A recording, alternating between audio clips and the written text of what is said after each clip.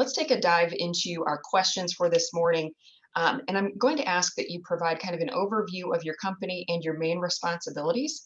And so make sure that you have all unmuted so we can begin this. And Dr. Redmon, I'm going to start this question with you. Okay, very good. My background is stated as initially an internal medicine physician, but I started out with a pharmacy career. And so I still have a lot of passion around pharmacy. Certainly one of the things that I'm most engaged with and I continue to enjoy is how to coordinate care across the continuum so that there aren't gaps in care when patients transition from the acute care setting back into the primary care setting or the specialty care setting or into the post-acute facility. So we continue to concentrate on that work as well as person and family engagement so that we can continue to improve the experience that patients and families have regarding their care. Happy to entertain any questions as we continue along with the panelist questions. Okay, thank you so much. Maura. Morning, everyone. So as Julie mentioned, I'm Maura Nazario. I am currently the nurse leader here at Mayo Clinic on our Florida campus. I am the original starter or implementer of what's called the Advanced Care at Home program, which is Mayo Clinic's first home hospital program. It is the first for the enterprise. I do oversee a command center that actually provides virtual home hospital level of care to patients. We are currently now in 3 states. So I oversee patients in, of course, in our local Florida, Jacksonville area, Eau Claire, Northwest Wisconsin, and Phoenix, Arizona, and our Phoenix campus out there, and soon to be implementing some from Minnesota. So my nurses provide that virtual care over soon to be 4 states, which is a lot. And imagine it's a lot of nursing licenses to hold because not every state is in a compact license state.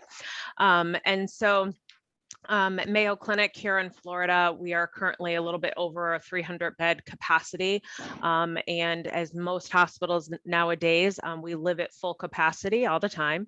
And so it takes a village of every single discipline and nurses, doctors, patient care techs, our registrars, our informatics teams, our IT teams to really help to move the needle to decompress our hospital. And this has been one of the initiatives that Mayo Clinic has determined is an effective way to decompress. And so while my nurses are virtually overseeing the care of the patients, we do have contractors that are going in the home to provide the hands-on connection to the patients. As you would imagine, that takes a lot of technology to do. We have biometric equipment that's in the home to measure their vitals and so forth. But we also have multiple means of communication with our patients, such as telephones, emergency buttons, iPads in the home so that we can have a variety of different ways to connect with these patients. So that's my mainstay. I also do oversee currently what's called a care hotel, and those are for post-surgical, post-procedural patients who just need light level of care, and they stay in a hotel that is on our campus here in Florida. And we will be opening 3 more of those across the Mayo Clinic enterprise, and my nurses will also be overseeing that. It's nice to meet everyone. It sounds very exciting. Thank you. Jennifer, an overview and some of your responsibilities. Absolutely. Good morning. As Julie stated, I'm Jennifer Mick, and I am the Assistant Chief Nursing Officer at Orange Park Medical Center. So we are the largest tertiary care facility in Clay County. We are a 365-bed hospital. Within the next year, we will be opening an additional 48 private beds, and even talking about expanding to another tower. We are a level 2 trauma center. We are a comprehensive stroke. We have a very robust open heart program, and we also have residents, and we're a teaching facility. So it's really exciting. There's always a lot going on here, always looking to see how we can grow, expand, and certainly best meet the needs of the people in our communities. My job as Assistant Chief Nursing Officer is one, to support the Chief Nursing Officer and the rest of the administrative team, but really overseeing everything that is nursing related within the hospital. nursing is the largest workforce in a hospital. And so it's anywhere from staffing to building policies, processes, and really just ensuring that we are providing excellent care to our patients from the time they step onto our campus through their continuum of care until they're discharged to wherever their end destination is. Wonderful. And obviously, technology and innovation is key and critical in all of this work. So thank you, Jennifer.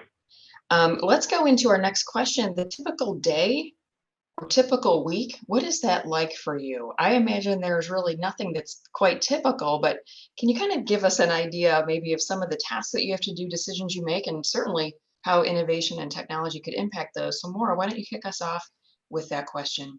Sure. So I think our typical day since COVID has obviously drastically changed. I think a lot of us sit on Zoom meetings now when we probably had some nice in-person connection in the past. And so we hope that that pendulum will swing back to a little bit of normalcy. But my typical day starts usually with my interdepartment rounding.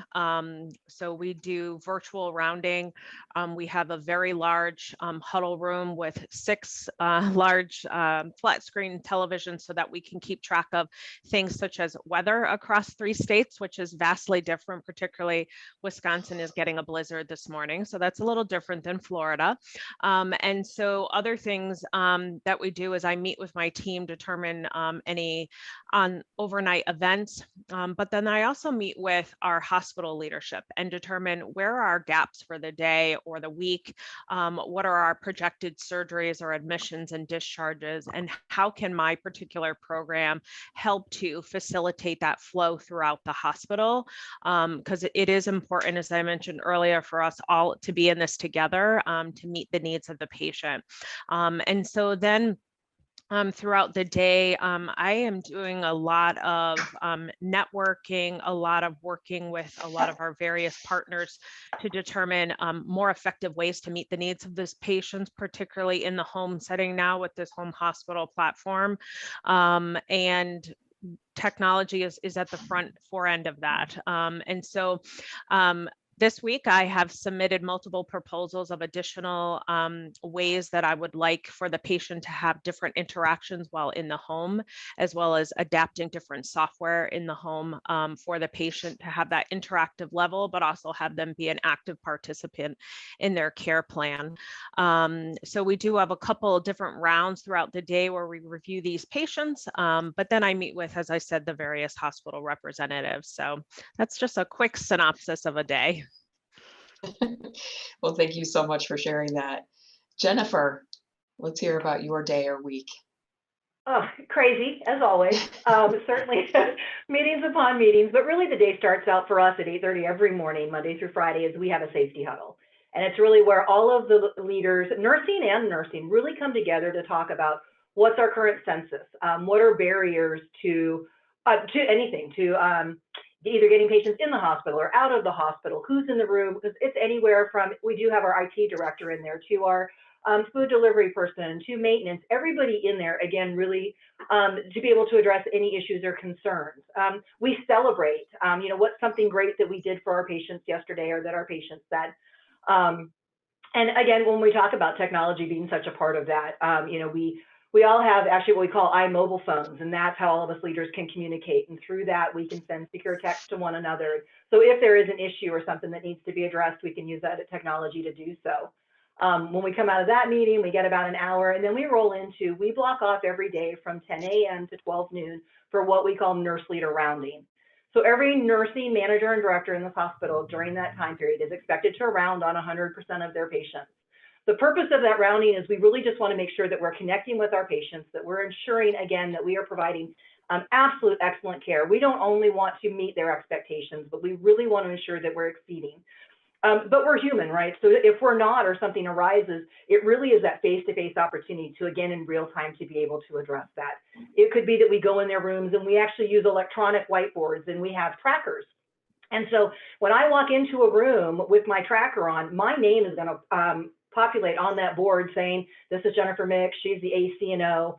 It'll show you the last couple of people that have been there. We list their goals for their day, their pain score. And so as we're doing this nurse leader rounding, we really incorporate that information from that electronic whiteboard to really guide the questions that we're asking. Oh, I saw up here it says your pain is a 6 out of 10. Has the nurse addressed that? Did you get some medication for that? Are we using some non-medicinal things to help care for your pain? Or here's what your goals are. Okay, well, how are we doing with meeting those goals? And then again, we always like to round out, is there somebody that you want to celebrate, someone who's provided exceptional care?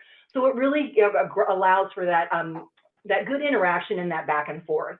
And then the rest of the day is just meetings in all various types of things. We're always developing policies and new processes. I think as Maura said, with COVID, it certainly changed things. So meetings to how are we addressing these changes? What does our hospital environment, our care that we're providing now, what does it look like as compared to what it did 2 years ago? So really just that would be pretty much a synopsis of the day. Excellent. Well, the common theme I'm hearing is exceeding patient expectations by the use of technology, and allowing everybody on the team to effectively and confidentially communicate. So that's great. Dr. Redmon, let's hear your comments as well. All right, my day starts fairly early because I do have to meet with physicians, the physician leaders. And so typically my day will start at 7 a.m. or 7:30 a.m.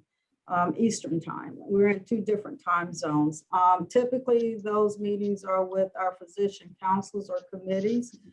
We have a really strong physician governance structure. And so many of our strategic councils are actually governed by our physicians. So as you would expect, those meetings can start anywhere from 6:30 in the morning until 7:30 in the morning. Then we have the safety huddle, like Jennifer mentioned, across all of our hospitals. They start at 8:30. There must be something special about 8:30. I think I only have one hospital out of the 9 that starts at 8 Central Time. And so as much as possible, I participate in those safety huddles. The rest of the day typically will involve in-person meetings with those that report to me. So that includes the chief medical officers, the VP of patient safety and quality, and then the president and CMO of the medical group. In addition to that, there are meetings that are surrounding our care models because I also oversee population health.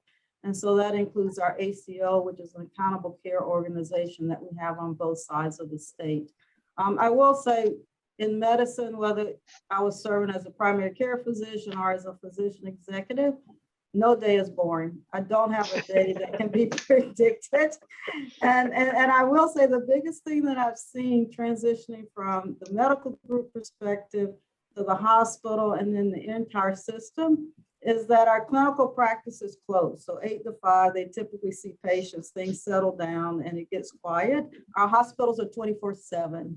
And so there is no downtime. And so I think like Jennifer and Maura, we do a lot of work that extends into the night. And at some point you just have to say the day is over. I'm going to go to bed and start again in the morning. So it's always an exciting day, no matter what the day of the week is. Very good. Thank you so much. And I don't know if you all would even know how to function if a day wasn't involving multiple things, wearing multiple hats. So thank you so much for your comments on that question. Our next question, is there a product, process, equipment, technology that has really transformed the way that you work? We've heard a little bit about what you do on a daily basis, maybe the way that others in your department work. So if you could just kind of identify those items and share that with our participants today, that would be fantastic. And Jennifer, I'm going to ask that you kick us off with your response. Sure. So probably about 3 to 4 years ago, Orange Park Medical was actually defined to be a hospital of the future. And so it really was we brought a lot of technology on board. I think probably, I talked about the electronic whiteboard and how that communicates information. It pulls from our medical record, which auto-populates, which is great because before it would have been the nurses handwriting a lot of that information on the board. And depending on who was back the next day or did a patient get discharged out of that room, we really struggled with that updating of that information. And also, I talk all the time about you could have a patient have a 3-day stay in the hospital and 100 hospital people can come in contact with that one person. And how do you know who is who? And, usually it's if somebody's in a white jacket, that must mean they're the doctor. If you happen to know that blue is the nursing scrubs, and really just trying to identify who is who. So kind of back to how that tracker and showing up on an electronic whiteboard lets you know. So this is Jen Mick, ACNO. This is, Dr. Smith, and, he's the nephrologist, the person that you were looking to talk to. So certainly that has been great. I think the technology, though, and all of that that's been probably the greatest impact has really been our iMobile phones. As we know, everybody loves cell phones. Pretty much everybody has one. So it was really nice that we could incorporate it into our day-to-day. So when I talked about how we do the nurse leader rounding, actually we do those roundings on our phone. So we can pull those up, all the patients that are on the unit that we're in. It actually lists the questions that are our focus questions. We actually answer those questions in our iMobile phone. And from there, like I had said before, if there was a concern, my meal was cold or I didn't get what I wanted, right in that iMobile phone, I can send a message to dietary, sharing that so that they can come up and address in real time. Same thing if the patient says, I've been laying here and staring at that stained ceiling tile for a day and a half. Right away, I can go ahead and send a message to maintenance to say, hey, can you please come fix it? So instead of, well, at whatever point through all the meetings that I can get back to my office and, send that communication, it really is able to address that in real time. We even, to the extent on our phones, if a patient has a wound and we want to take a picture of that, we can do that from that phone. We can text message our doctors through that, again, all on a secure network, but it really puts you, like a cell phone does, in just that immediate contact with whoever it is that you need. We can actually pull up our patient labs on that phone. So just a lot of things that maybe you're not right in front of your computer at the moment, but everybody here has an iPhone. And so that you can connect with whoever that you need. So to me, I think that has been the greatest impact and a piece of technology that it takes me a little while to get used to it, but that I've really enjoyed. That's great. And, I'm thinking back to when my grandparents were hospitalized, and this was in Michigan and this was years ago, but the things that you're talking about being able to address so quickly would have been excellent from a family member perspective as well. Yeah. So that again is going back to this notion of exceeding expectations of your patient, of their family members, anybody that's involved through this use of innovation. So that is excellent. Thank you for sharing that. Dr. Redmon, what kind of technology is impacting the way you work or the people that report to you, how they work? Yeah, I'm going to actually start with something that is positive that happened with the COVID pandemic, and that is the virtual visits. Prior to the pandemic, we struggled just getting those virtual visits up and running. And, within less than 3 weeks, through the help of being part of Ascension, we were actually really to quickly implement virtual visits. And that's been a huge win for us. We continue to concentrate on that. And I think there's a misperception that only the young are interested in technology. But we have found that our elderly patients enjoy the virtual visits as well, because many of them have mobility issues and transportation issues. Virtual visits have allowed us to extend behavioral health into areas and to populations that are underserved. So I would say that virtual visits are number one. The next would be the robotic technology, which has allowed us to deliver care in a much more safe way. I mean, patients now are able to have surgery with less complications, go home much sooner. And I think that's a huge benefit, not only for the patient, but for the caregivers as well. And then, I've talked a lot about coordinating care. I think the health information exchange, where we can take disparate EHRs and actually parse the data so that you can see what exists quickly across different EHRs. It's all electronic health records. I'm assuming those on the call know what EHRs are. Electronic health records are electronic medical records.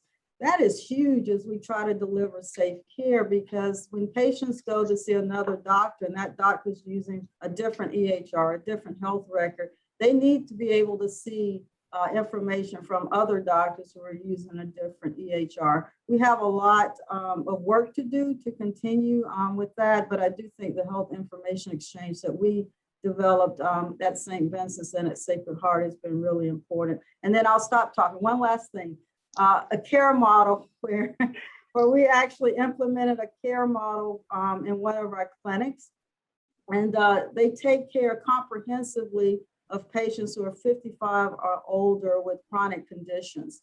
And the reason why this is so important is it is a comprehensive team with physicians, advanced practice providers. We have a counselor, a navigator, and so those patients are actually able to get a lot more services in one place. And I think that's been really, really important. And as our Medicare population continues to grow, I think these care models are going to become even more important. I'll stop there. Thank you. No, that's fantastic. Thank you for sharing all of that. And I love that you referenced that all age groups love the use of technology, and that this technology is allowing you to reach individuals that may never have been able to be served by your healthcare system before. So thank you so much, Dr. Redmon. And Maura, what about a product, process, technology would you like to share? Sure. So certainly, as Jennifer and Dr. Redmon have mentioned, I mean, we do a lot of the same things here at Mayo Clinic. So what Jennifer refers is to their, I forget what she called them, iMobile phones.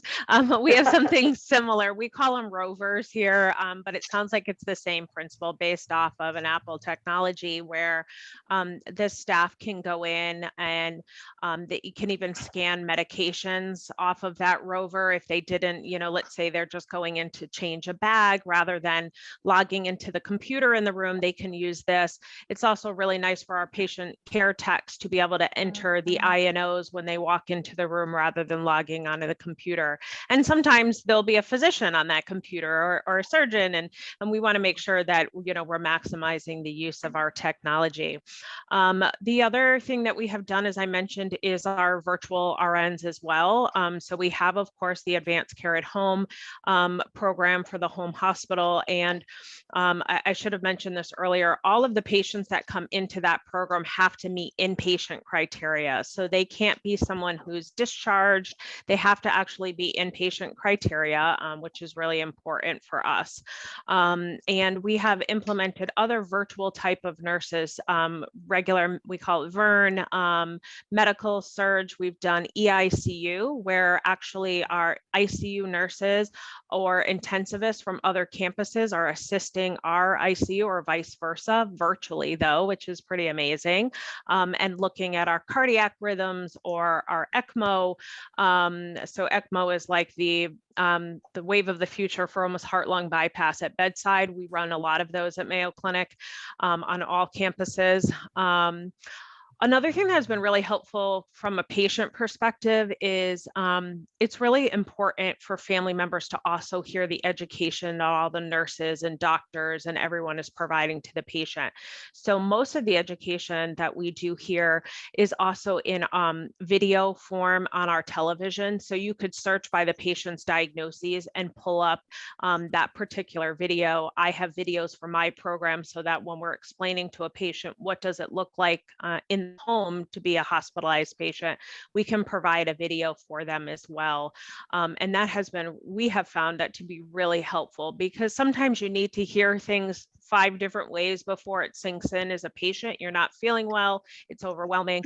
So that particularly has been helpful. And then of course our portals, our patient portals with that level of interaction and so forth. And as similar to what Jennifer mentioned, being able to look at wounds and have that uploaded into our EHR and do comparisons and actually have it do some of the measurements and analysis for us is really helpful.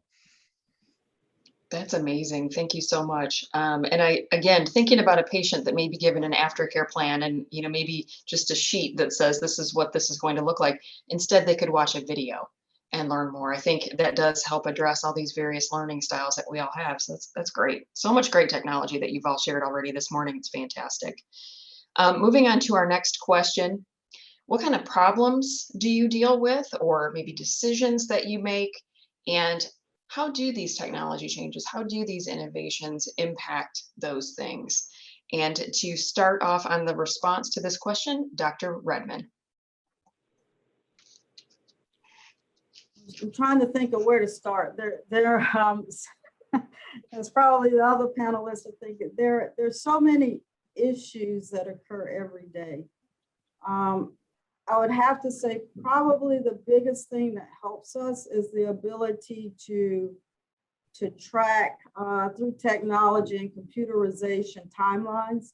So when we're talking about quality and patient safety, and let's say we have an event and we want to look to see what happened almost in real time, the computerization is really important. We can see, for instance, the date and time that the surgery started, exactly what was being done at that time, because remember, a lot of this is actually occurring with advanced technology, and we can see images, we can see things that were occurring at the time of the surgery. On the floors of the hospital, we have something similar. I mean, through EHRs, we can tell when the nurse saw a patient, what care was delivered to that patient, go back and look and see if that care was actually appropriate. The few times that we have patient complaints, we can actually investigate very quickly and get back to that patient and family. In addition to that, I think our centralized bed board allows us the ability to see, do we have beds available? Are patients getting ready to be discharged? Can we accept that transfer? So I think the technology and the computerization that we have is really important. We also have the data analysts, and I don't want I don't want people to think that all we do is just healthcare and deliver hands-on. Our data analysts become very important, because when we're making business decisions, we need the data. And without our analysts, we will not have that. So I think we need to always remember that there are non-clinicians that are behind the scenes that are giving us very, very important information that we need on a day-to-day basis to actually make really, really important decisions about how we continue to deliver care that's safe and cost-effective and meets the demands of the community and the growth of the community. Absolutely. I'm so glad you brought that up, because a concern is that individuals will discount themselves from the healthcare profession entirely if they don't want to do patient care specifically. And I think you bring up an excellent point. There are so many non-clinical roles that an individual can explore. And in fact, we do have some great resources available on our Career Pathways website, which is earnup.org. So thank you for sharing that. Maura, you're next. Yeah, so it's hard to top. Dr. Redmon had some really great examples there. As Dr. Redmon said, I mean, we of course encounter a lot of challenges. Healthcare is really complicated, and particularly healthcare nowadays in the year 2021 is patients are sicker than they were 20 years ago and have more comorbidities. So we're faced with those challenges. And I think we're faced with the challenges of our own personal growth, our own hospital's growth, and how are we meeting the patient's needs while utilizing a lot of these metrics. So I think hospitals are really held accountable for a variety of different safety initiatives. So an example of that would be someone's pain med response. So we know it's really important after we give a pain med to know how the patient actually did with that pain med response. And so one thing that I had utilized in my previous units is putting up on our bulletin board what our pain reassessment scores are. And we get that from our technology. It's very, as Dr. Redmon said, it's time-stamped. So the nurses respond, oh, the pain was a 10, now we're at a 6. So it looks like we're on the right trajectory and it's effective.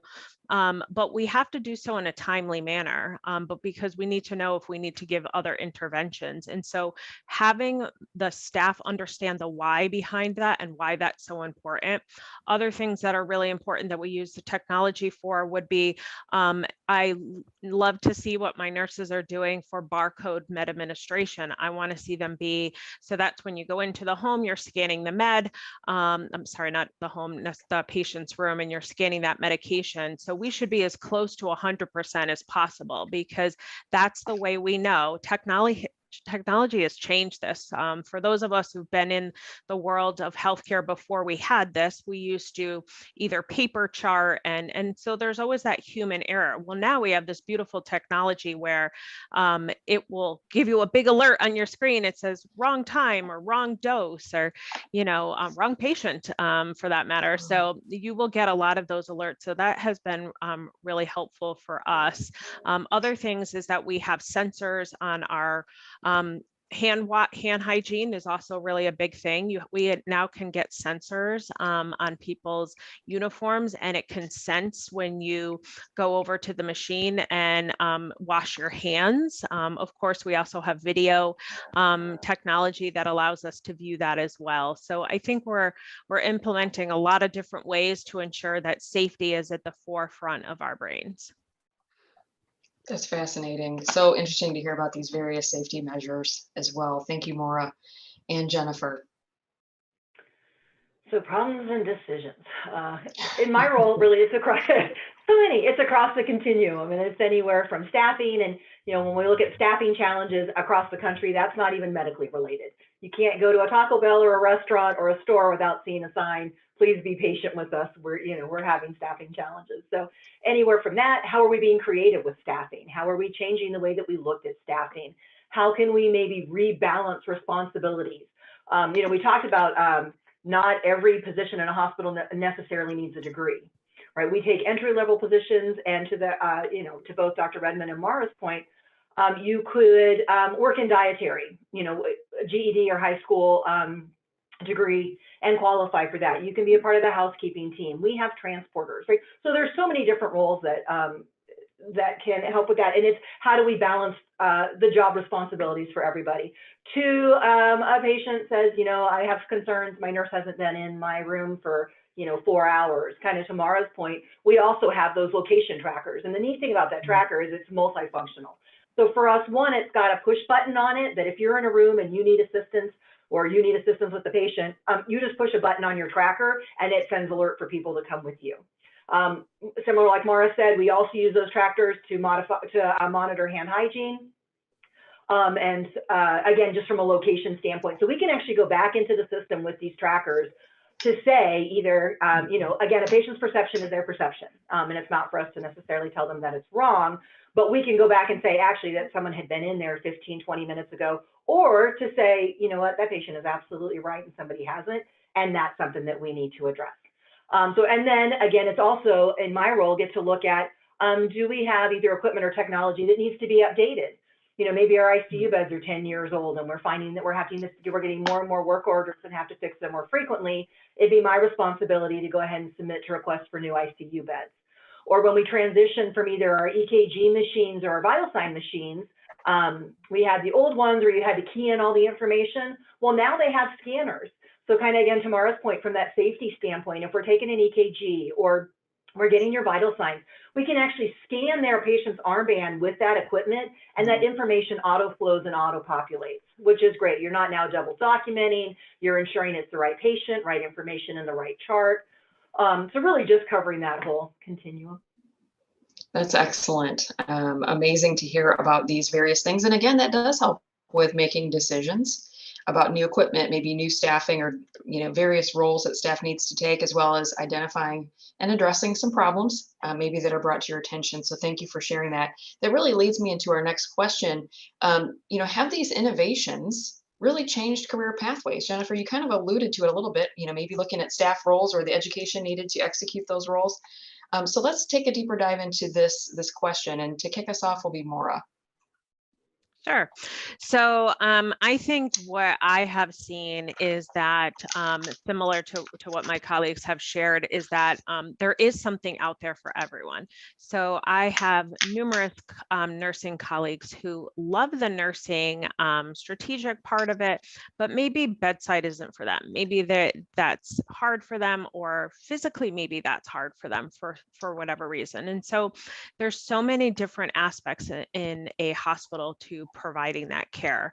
I have nurse colleagues who are in more of an operation role, who are in that informatics role, who are in educator role.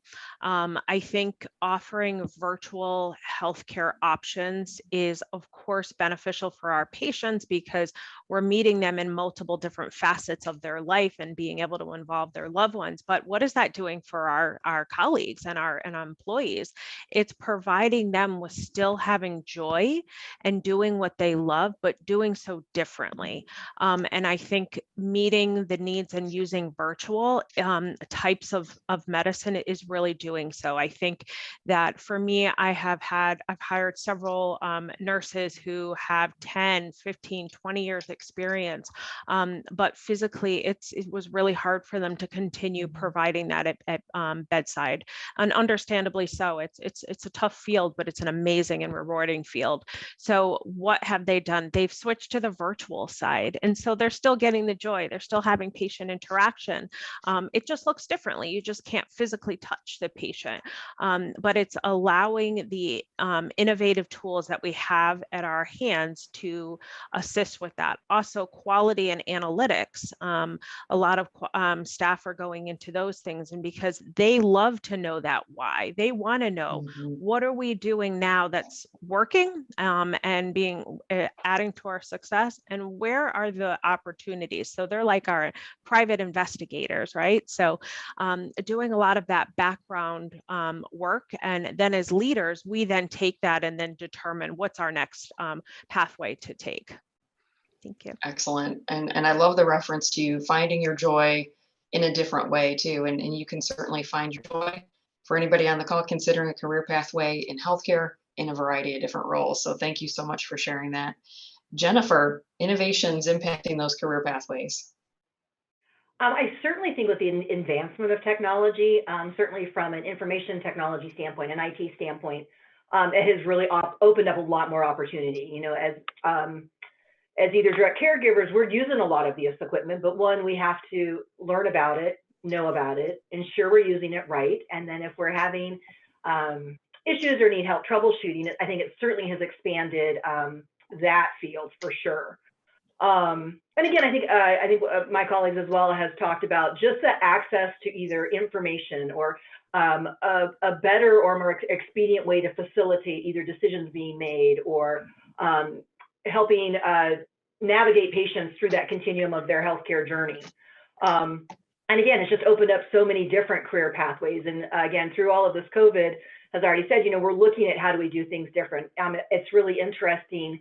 You know, LPNs had been a strong force, a part of the inpatient workforce there for a very long time. And then as we started to look at magnet designations, it really was looking at having more of those bachelor level nurses, right? And so you kind of saw that shift in healthcare through COVID and with all of the traveler positions that have opened, right? So now you've got nurses going across the country, even out of country, to still be able to function as nurses, and what that's done to the workforce.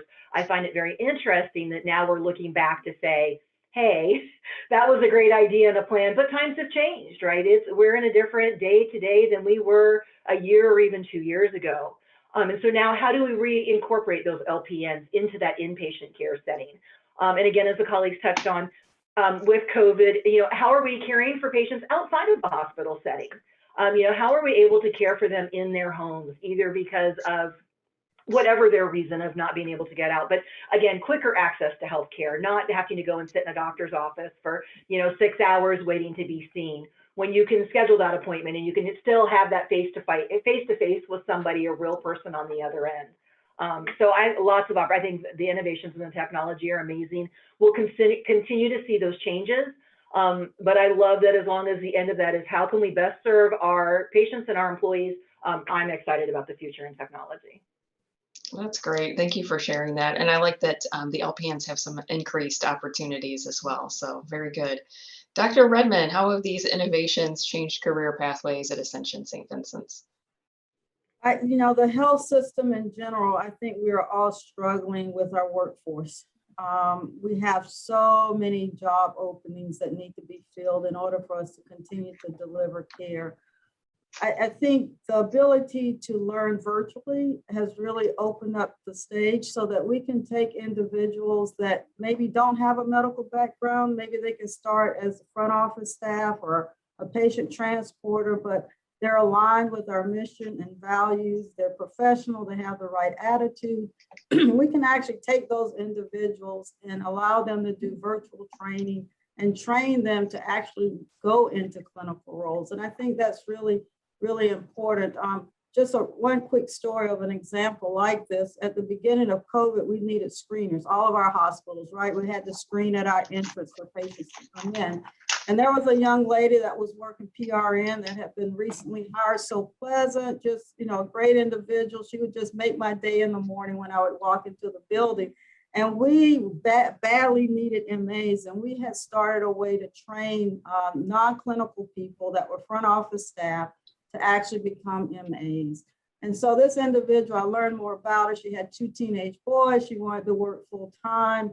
We ended up offering her a position in our front office. She did well. Within 6 months, she moved into our MA training program. And so I think that what's happened is our ability to train through virtual education has opened up doors to individuals that maybe in the past, you know, they would not have had the opportunity to become an MA or an LPN.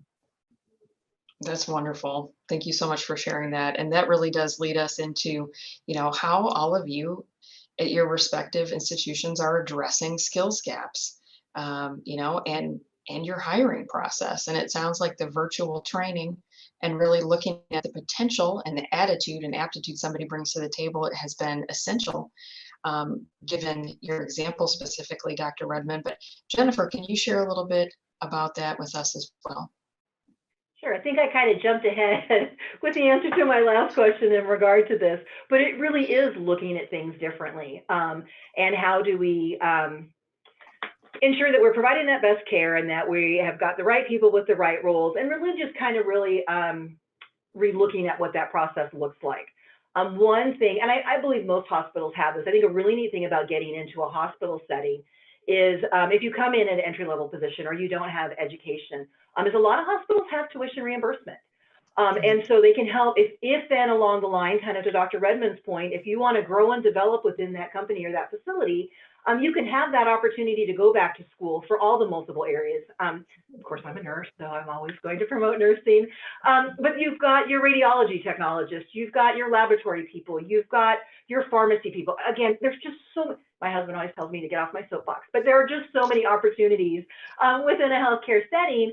And so I think to know that one, that a lot of places have tuition reimbursement to help you meet that end goal is huge. HCA, as a matter of fact, who Orange Park Medical Center is affiliated with, has actually recently partnered with Galen University. And actually, if you wanted to go back to say to get your nursing degree, to get your bachelor's degree with the tuition reimbursement actually ends up being zero out of pocket for that person. And you could actually then go on through Galen and for about $2,500 get your master's degree, which I would have loved to have known about that. I have a lot more student loans than that, and that would have been a great opportunity at the time. So I think it's knowing that those opportunities are out there for all those levels of jobs in the hospital. That's wonderful. And I hope for any students listening on the call that you're taking note of this, that there are many different ways you can begin engaging in this pathway, and you don't have to let fear of, you know, cost of education hold you back. You can certainly take advantage of some tuition reimbursement opportunities for a bachelor's and master's degree. I mean, that's amazing. So thank you for sharing that, Jennifer. Maura. Yeah, so pretty much a lot of what Jennifer said. I think it's about that thinking differently. I think it's about meeting the needs of the population. I also really do believe in fostering growth. And so, yes, I'm a nurse as well, and I am happy to stand on that soapbox every day, all day. But that may not be the path for everyone. I've encountered that with my daughter who's 20 years old and in college. And while I know nursing would be a great route to get what her end goal is, she does not like the medical side of it. She wants to do forensic psychology. And so what does that look like for her? And I think for the employees coming in here, as Jennifer mentioned, the tuition reimbursement is amazing. We also offer numerous scholarship opportunities in all different fields. You can just apply, they're blind, and then it's a voting committee who select participants for that. But also we now have, I think we're up to about 10 or 15 colleges now across the enterprise where you can do your online schooling and not pay anything out of pocket. And they offer both the hybrid option, so online and in person, or fully online or fully in person. because we all know that everybody learns differently. And so I think, just giving all candidates at every single position that opportunity. I can think of a great story where one of our unit clerks of an inpatient unit was actually in our medical school. So Mayo Clinic does have a medical school. We, of course, as my colleagues, are a teaching facility. But this individual was answering calls and doing all the unit clerk type duties in the hospital, but he was also at our medical school. So now he's a doctor here, and it's just so fun and amazing. And just to see that, you can really do anything. And in healthcare, even those who come in, we do a lot of different fellowships in those who are in the informatics and IT world and business world. So just leveraging those opportunities. And we also are trying to network outside of the local area, because we see that Jacksonville keeps hitting that hot list of one of the most common cities that people are actually moving to. And having not been from Jacksonville originally, I think those are important. We should meet with colleges that are outside of our local area as well, and see who wants to move to Jacksonville area. Excellent. Well, thank you for sharing that, and all of the wonderful opportunities that are available at Mayo for the tuition reimbursement as well. And of course, you're speaking our language with wanting to make sure that we retain the great talent we already have here in this region, and that we are enticing additional talent to fill the needs of your respective organizations. Dr. Redmon, anything else that you would like to share in relation to the question, addressing skills gaps or the hiring process? And so, we have the tuition reimbursement as well. I'm always recruiting. My husband says I never start recruiting. I can have a good waiter in a restaurant. I'm trying to ask, what are you doing? What else are you interested in? So recruitment for me never stops. I think it's important as we look at disparities and trying to close the gap as it relates to equitable care, that, we really need to have all populations represented. And so I think that really starts in the middle school and high schools and identifying talent and helping those individuals through the process. Because, when we think about closing those gaps, we need individuals in healthcare from all walks of life. And if we don't start offering those opportunities and that support early in the process, we will continue to get what we've been getting for the last few centuries. And so for me, I think that's really, really important. And of course, not everybody wants to be a physician, even though I try to encourage every high school and middle school student that I talk to, but they have other interests that can benefit the health system if they just knew what to look for and what they need to excel at, and then how we can help them do that. So I think it really does get down to the community perspective and the community needs of our middle school and high school students and the counselors that are working with them and so forth. So we're really looking at how can we we have a partnership with the University of North Florida for nursing and for behavioral health, but how can we now start to look at earlier in the process before those students ever get to college? Excellent. Well, thank you so much for sharing that. And the great thing about today's event is we do record this and post it on our YouTube channel that can be accessed again at earnup.org. And certainly our counselors, students, parents, everybody will have access to watch and learn from you all today. So we're hoping that that gets that messaging out there that you're looking to share. And also, if you are a student that is a server at a local restaurant, please note that people could be watching you and maybe they will offer you another job as well. So everything that you do is always important. It's always a stepping stone. So thank you for bringing that to light as well, Dr. Redmon. So how do you think that most people get into this field? What are some common entry-level jobs? I heard, patient transport, maybe dietary, some things like that. But how are you really seeing people getting engaged in this field? Maura, would you like to kick us off with the response? Sure. So the way I feel that people get into hospital level and Mayo Clinic maybe in particular is we do offer I don't know how, I don't want to call it residencies, but for our high school 16 and up volunteer opportunities. So it can count towards your volunteer hours at Bright Future in Florida. So I know that's really a good way to get it, but it's also getting exposure. So, and these high school individuals are doing anything from just maybe assisting in a department, maybe stocking equipment, maybe helping with some clerical type things. At times they're, pushing patients in wheelchairs from appointment to appointment while being company, but they're learning the different facets of healthcare. So I think it can start with that and these volunteer type opportunities. But then high school graduate, I know right now we're we've been doing mass hiring events for what we call desk operations specialists. So that is just a high school diploma. And of course it does help to have, some background in some like Word and other different types of computer software, but it's not required. But the other thing I'd like to say is that I know that my children are 110 times better at technology than I am, and I'm sure they could teach me every day, all day. And so that's the benefit of this, the younger generations coming in, is they are so savvy. They do not miss a beat. And they're coming in with these strong abilities to multitask, to leverage that technology, to work smarter, not harder. That should be something we all look towards. And so I think it can start in every area. Of course, we'll also take those who want to work towards, whether it's nursing or physician's assistant or any of those types, or patient care tech. Our patient care technologist, it used to be required that you have a CNA. It is not required that you have that anymore. So that's also a really nice way to get that exposure. And you can do it in a clinic setting where there's hands-on, but maybe you're just doing vital signs or something along those lines and assisting physicians and nurses.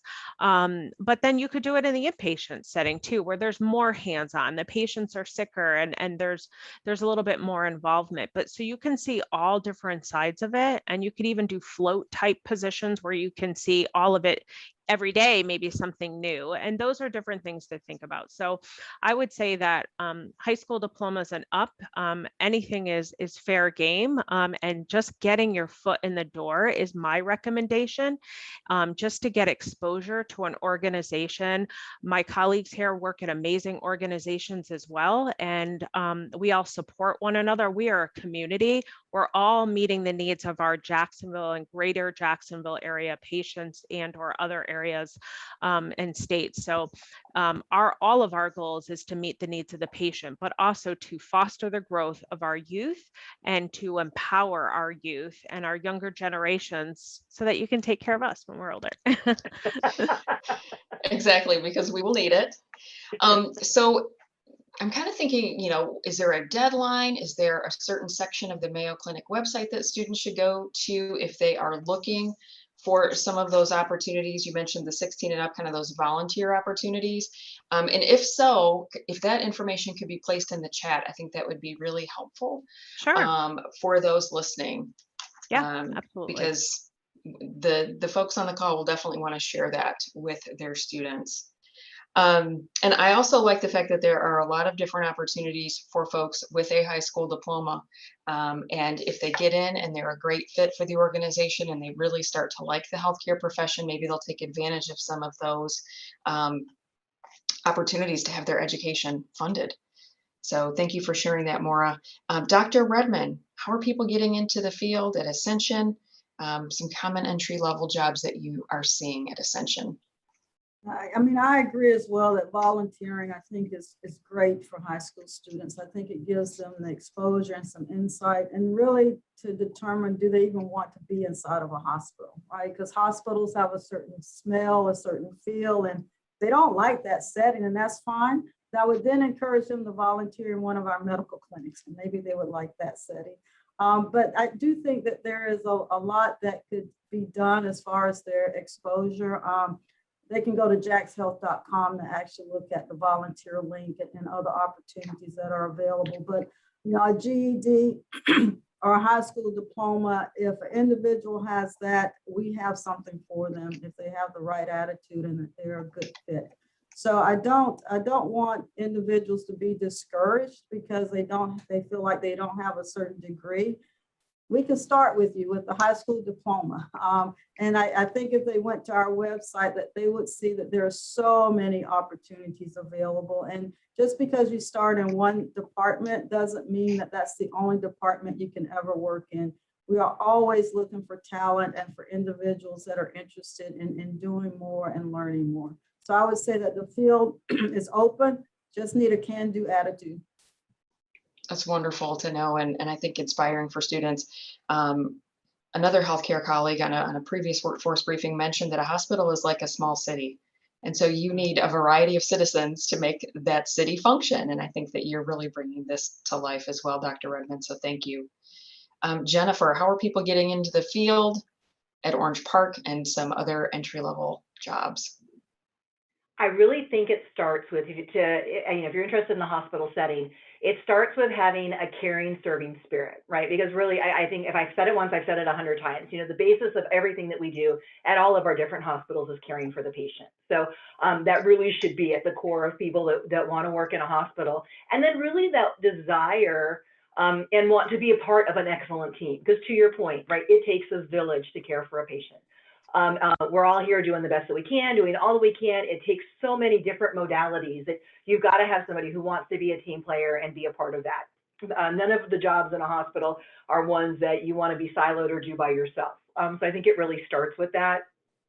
We've named a lot of common entry-level jobs, and I agree with my colleagues in that it really is just getting your foot in the door. And then again, even without a degree, there are those opportunities. And then really, the only person who should be stopping you is really you.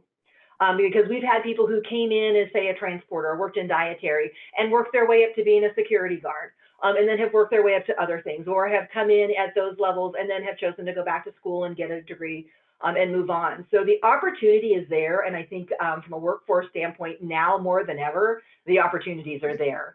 It's just taking advantage of it. I agree with both my colleagues as well. If you get an opportunity to volunteer in high school and really get a feel for, is the hospital the right thing for you? Or once in the hospital, you can ask to go shadow in an area.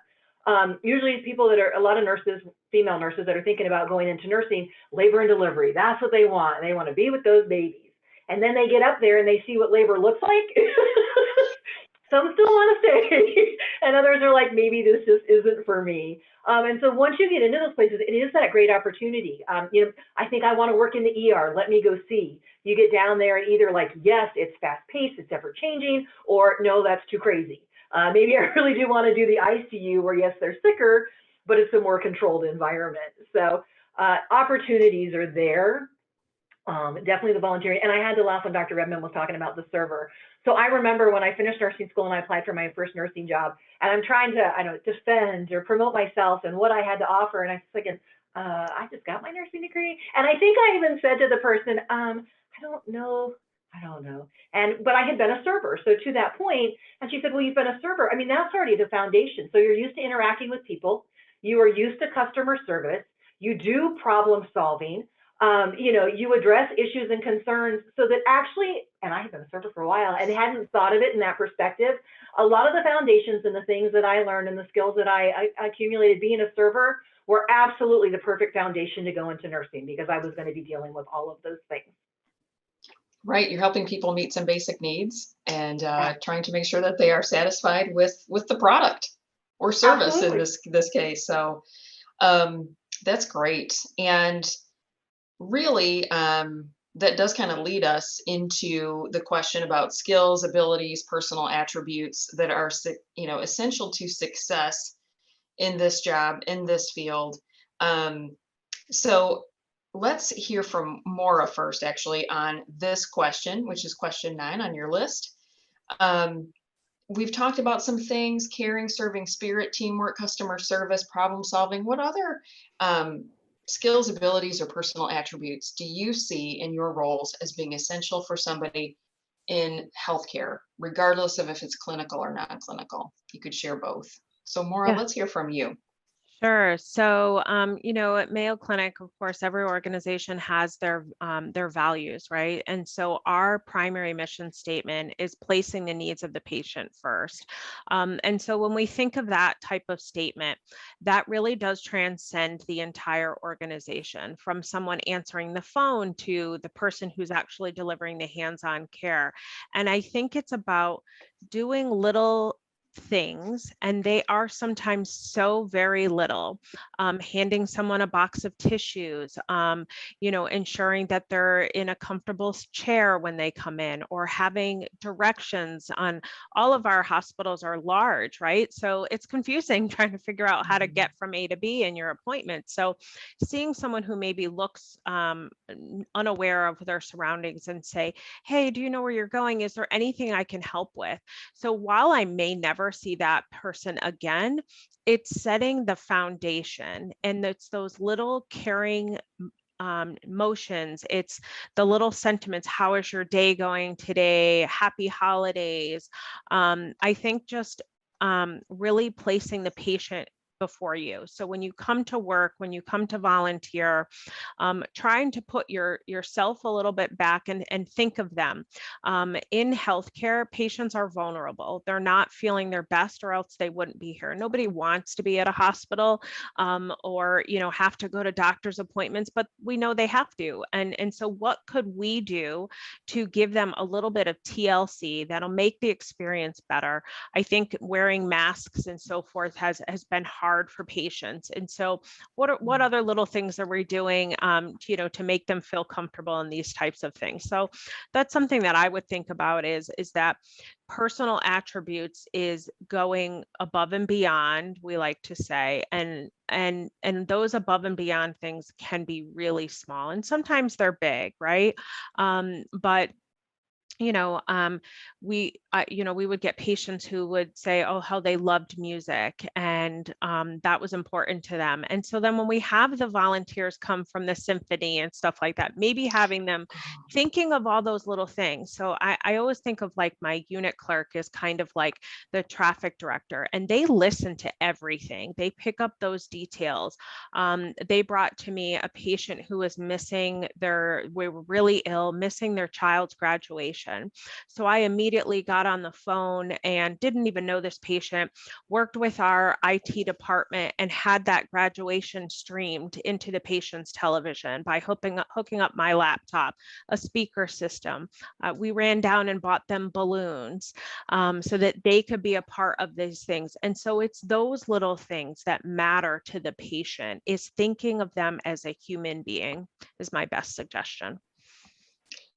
That's excellent. And, I think an act, no matter how small, if it's done with that genuine caring spirit, definitely makes an impact. So thank you for sharing those examples, Maura, of things that go on at Mayo.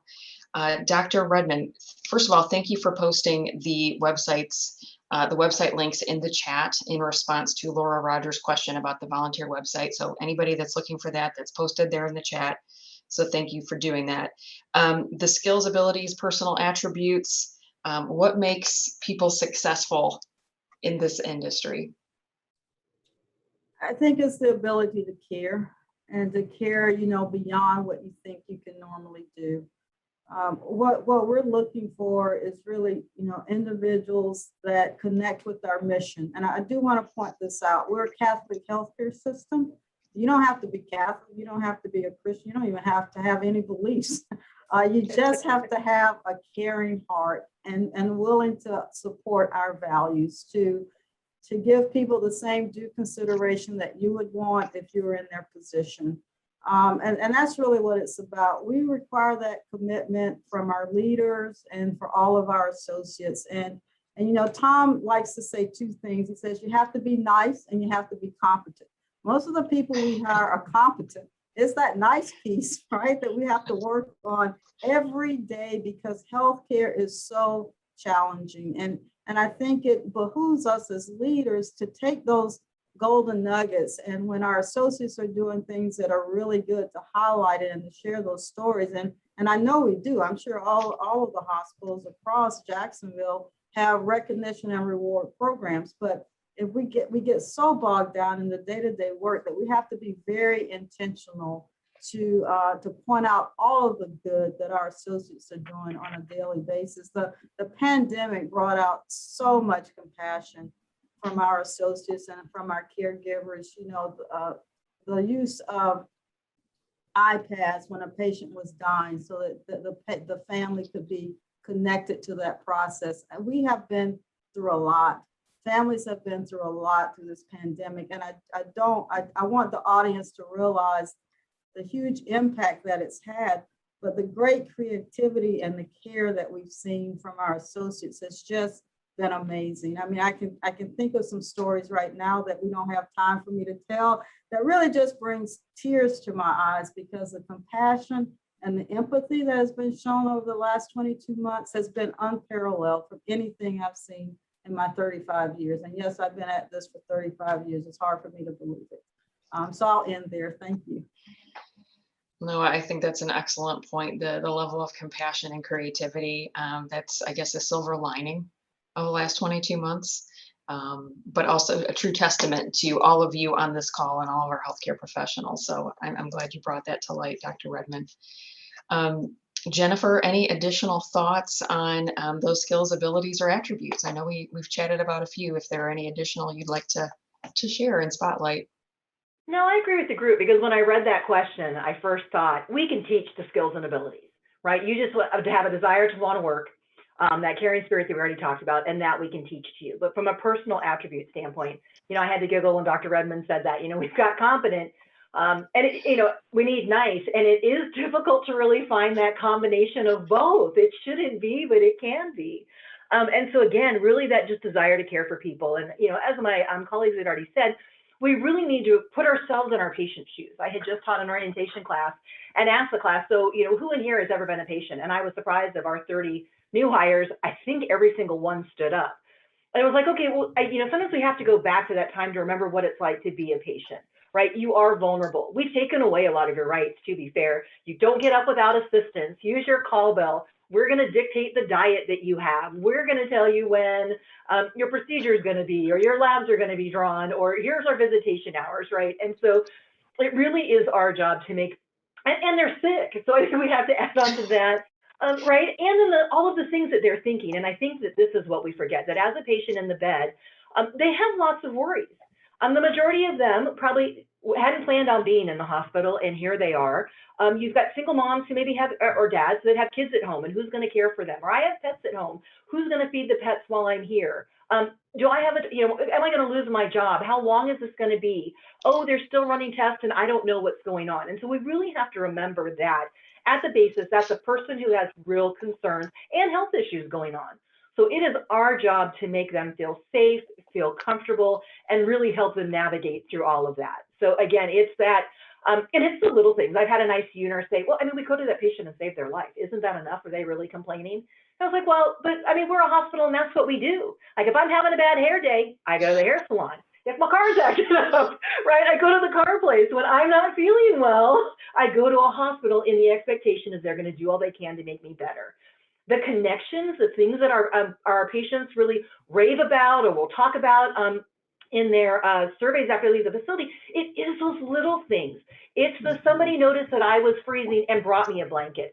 I didn't have to wait to ask if they noticed, or they remembered that yes, I can have coffee, and that yesterday I took it with 2 cream and a sugar, and they brought it without even asking.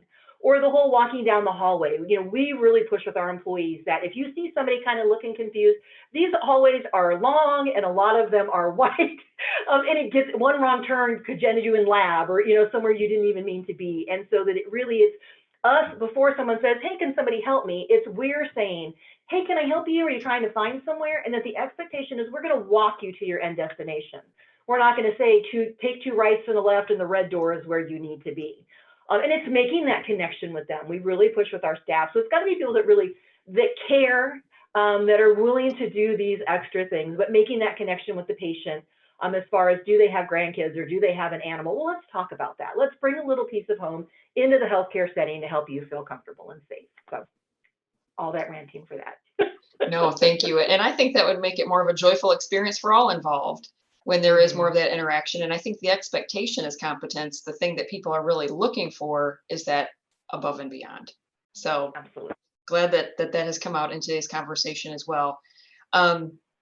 So one of the other questions we had, what are some of the most effective strategies for seeking a position in the field? I know we've talked about volunteer hours. I know we've talked about maybe doing a job shadow, internship experience, something like that. Are there additional ways, or is there a particular portal on your website where you would recommend people go to? What is the best way for each of your respective organizations for individuals to approach finding that great job so that you can take advantage of all the talent in our region? And if it's something that you need to put in the chat as well, the chat is still active, I see. So Maura, would you be able to address that question for us? Sure. So I think when applying for jobs, and I do feel this goes for anywhere, is you want to, this is your opportunity to sell yourself, right? So it's always hard to kind of like boost our own egos or say positive things, but this is your time. This is for you to set yourself out of the crowd and show how you are special, how you are unique, and how you as an individual would be great for the organization. And so when you're applying for jobs, try to use cover letters when all is possible. You can just Google that online. You can go on Indeed. There's so many, Monster Jobs, any of those will show sample cover letters. And this is your time. So maybe you haven't had a significant amount of work experience, but what other activities have you done? Have you participated in community outreach, volunteering, your church groups, your other things that have helped you grow as an individual, and then try to type a resume. I do that from my daughter. I have two older daughters, and they always feel like, well, I don't have anything to write, but you do. You've done more than you think you've done. You just don't have a significant amount of work experience because you're young, and so that's okay. And then if you do get to get an interview, whether it even be, there's a lot of organizations that do really quick, like 15-minute interviews. Dress for the job that you want. So not the job that you're applying for now. So if your goal is to be a physical therapist, right? Dress for that job. Try to wear your Sunday's best, an outfit that shows that you're serious, you're dedicated, and then speak professionally and talk about the things that you've done and tell them, what excites you. Smiling goes a long way, although that's hard in masks if it's an in-person interview now. But really try to do those special little things about how you're passionate, where you want to go, show you're enthusiastic, show that you're committed to the employer in which you're applying to, because employers want people who are going to grow. So yes, it's hard when you apply to one position and in a year later you've been promoted or you found something new, but you know what? We're happy for that when you stay within the same organization, because we want to see your growth and we want to see you have that joy. So really try to keep those things in mind. Dress for success. Speak like you're already the CNO or the CEO, and just, smile and be friendly and be engaging, and ask questions at the end of interviews. Simple statements such as, what are you looking for in the ideal candidate for this job, at working at the front desk or as a volunteer in your organization? Asking those little things, I'm going to say, okay, I see you. So I think those are things that might help. Great, thank you. And that awareness of the hospital that you're applying for, or the company that you're applying to, do a little research. All of that is going to help supplement the great foot you're putting forward using some of these techniques that Maura has talked about. Great strategies. Dr. Redmon, additional strategies for seeking a position at Ascension. Yeah, I think it's very important. I would agree with Maura. I mean, that first impression with the cover letter is really important. We've done so many interviews now by phone and virtual, until I just want to give a few little tips on this. When you're scheduled for a virtual interview, it's a virtual interview. It's not a phone interview. And so we recruit physicians, and this still is amazing to me. We'll schedule a virtual interview and they'll call on their phone. Well, I need to be able to see you. I need you to take the time to find a place with a good connection so that I can see you. I can see your expressions and you can see mine. I've even had the experience where we've scheduled twice with the same individual, and each time that individual called on a phone. Well, guess what? We didn't hire that individual. Maybe a great person, but just not, it couldn't have been that important to them if they couldn't find the time on the second interview to get into a space where it could be virtual. I think you need to be very careful on how you answer questions on a phone because we can't see you. And so try to be as expressive as possible, because what we're doing now is that initial phone interview then determines whether you go to the next stage. And so I think it's important to realize that, yeah, it's just a phone call or maybe it's just a virtual visit, but that's going to determine whether you come to an in-person or even if you're offered the job. There are times during the pandemic where they never set foot. The person we were hiring never set foot into our facility. It was all virtual. And so if you're on a virtual interview and you're at home and I can see your kitchen and the dishes are stacked high, that kind of leaves like a bad impression, you know? I mean, put a background on like Maura has that shows Jacksonville or something. Just be cognizant of your surroundings and how you're portraying yourself on the screen. And I agree, when you come into an interview in person, you know, just look nice. You don't have to necessarily have on a business suit, but your shirt needs to be ironed, it needs to be clean. These are just basic things that sometimes young people don't realize, but it goes a very, very long way because you can be really smart, the best data analyst in the city.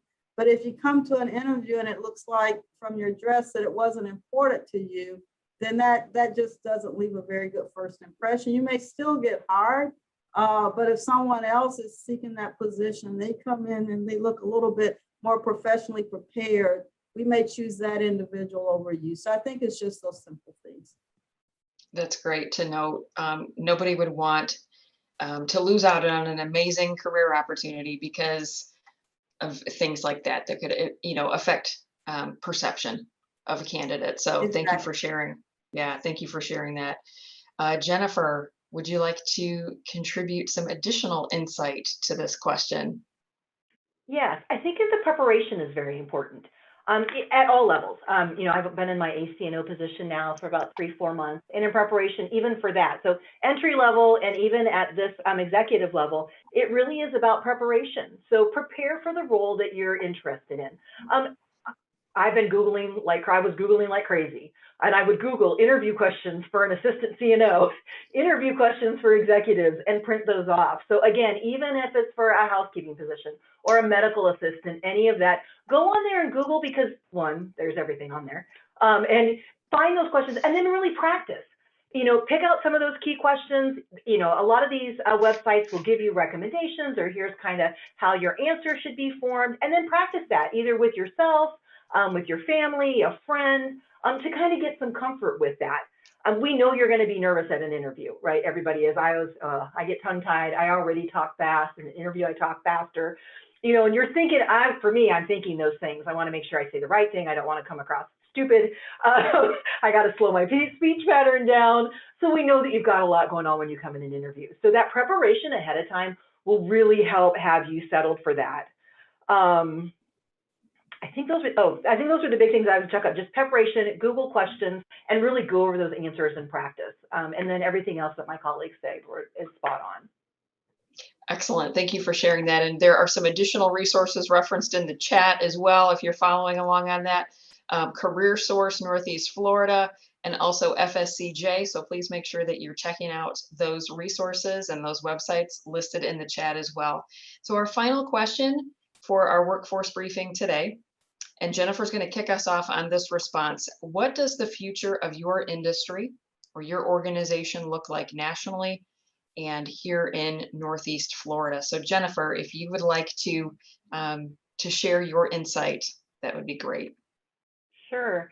I think we've touched on this a lot. So we've talked about growth and development. We've talked about this part of Florida in general, really being a hot spot of people want to come here. They want to live here. They, want to be here, retire, have family. And so it's a lot of growth and development as you look around the area, and especially here in Northeast Florida. You see hospitals, urgent care centers, freestanding ERs are popping up all over the place. So certainly an opportunity for growth and development, certainly a need for staff. We've already kind of talked about that. There's always kind of over the years been a nursing shortage, but that was really highlighted, I think, the worst I've ever seen through this COVID pandemic. I think we talked about technology and just knowing that growth and that expansion of technology, how important that is, how useful and beneficial for the patients, for the physicians, for the staff, and just knowing that that's going to continue to grow in development. We talked about great things that we have in all of our facilities, but I absolutely think that you're going to see us build on that. You're going to see more of that coming.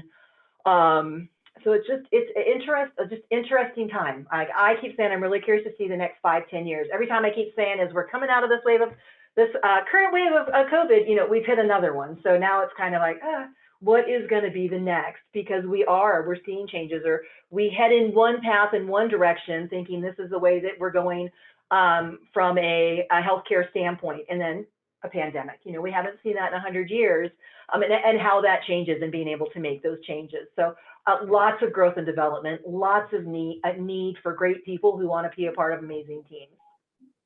Excellent. Thank you so much. Like you all have said, there's no opportunity to be bored in this industry. And these comments just reiterate that. Maura, what would you like to contribute to the question?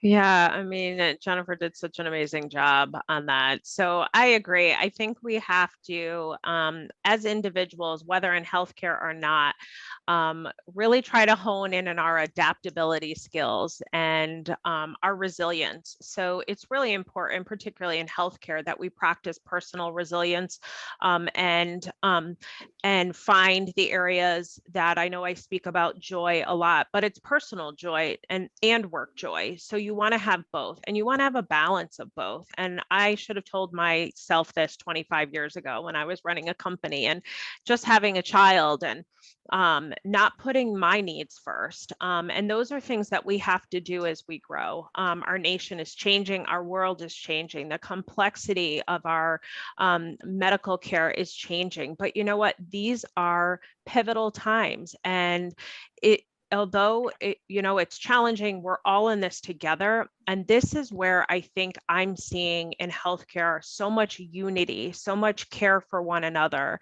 And I think healthcare does look different, but I think that Jacksonville has shown its resilience in our community. Our hospitals worked together throughout this pandemic and supported one another. We were not in this alone. We were transferring to one another. We were pulling resources.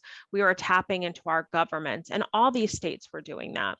And I think all of our organizations, whether we just have a local platform or whether we have a national and world platform, those are the beauty of the things that I've seen here. Of course, I want to keep everyone in Jacksonville right here with me. But I've had, I'm try not to be selfish, but I've had colleagues transfer to Arizona. We have new hospitals for Mayo opening up in Abu Dhabi with amazing scholarship and in financial incentives to assist with those groundbreaking efforts of those hospitals. So the world is at our fingertips, and healthcare is a driving force that has to learn to be adaptable because we are experiencing things that we never have. And so times are hard, like anything. I mean, we all know, as Jennifer was saying earlier, we go to restaurants now and there's not enough people to help in those industries, or they're all being run by 16-year-olds, like where my daughter works, and the oldest person is 17, and they're running the whole little restaurant. And so there you have it, right? So things will get better, and it will be okay. It's about sticking together. Well, thank you, Maura, for sharing those points about unity and resiliency. Definitely appreciate that. And to close us out today, Dr. Redmon, what are your thoughts as well? My thoughts are, if you want a job in a healthcare system, you can get a job. There are so many, hundreds and hundreds of positions that are open. Like Maura said, I'd love to keep you in Jacksonville with St. Vincent's, but Ascension is a national organization, and when you go to the website, you can search by states. The good part about all of this is that many jobs are remote now. So you could live in Jacksonville with your family and have a position with Ascension, and that position may be based in Indiana if it's not direct patient care. So, don't get discouraged, and those that you are supporting and leading, continue to encourage them. I would say that if you have had any hiccups as you go to the ascension.org website, and maybe you know people that have applied and they haven't heard, please reach out to me. I mean, I am here to support the community. I do not want you to feel that you cannot reach out to me. I'm on LinkedIn. You can email me. I'm pretty responsive. Might be late at night, but I will respond back to you usually within 24 hours. I always catch up on Sundays while I watch Matlock. So if I get behind, you'll know you'll hear from me by late Sunday night. So I do want to be accessible so that we can continue to support our health system across Northeast Florida. So thank you. Well, thank you, Dr. Redmon, for your comments on that kind of encouragement and support. So fundamental. And thank you to each of our panelists with us this morning for taking time out of your very hectic schedules to be able to share your insight, your wisdom, and of course, offer that encouragement and support for those that are looking to possibly get into the healthcare career pathway. And we certainly hope that they consider all of the clinical and non-clinical options available to them. So again, on behalf of all of us on this call, thank you all so very much.